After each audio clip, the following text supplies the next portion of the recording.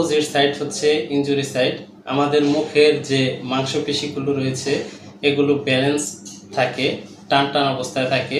যদি এই পাশে আপনার ইনজুরি হয় তাহলে মুখটা এদিকে বেঁকে যাবে, আবার এই পাশে ইনজুরি হলে মুখটা এদিকে বেঁকে যাবে।